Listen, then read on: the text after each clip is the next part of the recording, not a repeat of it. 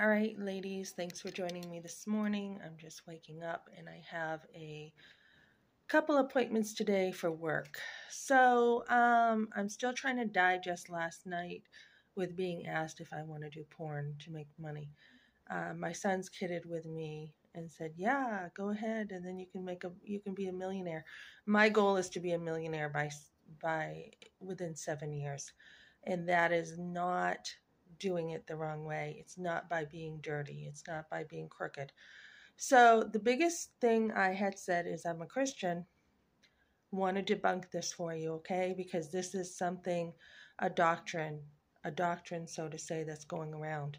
So he had worked on, I know it's tough when you have a kid. He had heard me talking to somebody yesterday at a resource center and heard me talking about my kids. He thought I have a bunch of kids.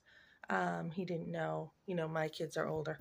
So I look young for my age. So he worked on, kind of like, you've got your kids to take care of. You got to think of them, right? So that's the um, that's the that's the worm on to catch the fish, right? And then the other deceptive thing he said was I had said I'm a Christian, so no, no thanks. And he said, well, I'm a Christian too. Now I just heard a sermon that talked about those who preach, not just Christ.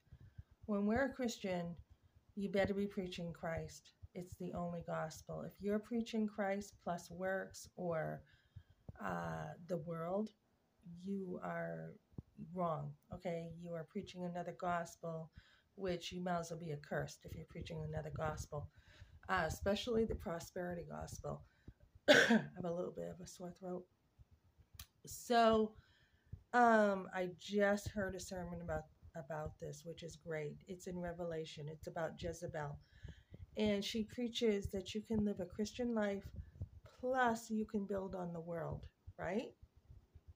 And that's not true. That's not true at all. You only have one master you can serve in life. You either serve Christ or you serve something else. You cannot please two masters, Jesus talked about, because you will please one of them and you will not be able to please the other. You cannot be that divided. My sister-in-law years ago asked if it's okay as a Christian to, basically go out there and, you know, act like a whore if your heart's not there. And I said, I don't think your heart would be right if you're doing that.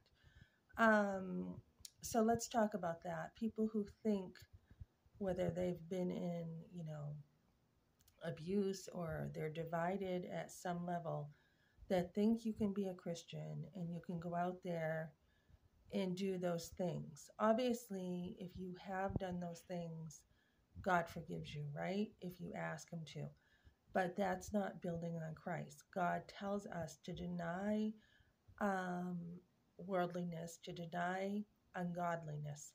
So to be out there stripping or, you know, doing stuff that's ungodly, we are also to deny worldly lust.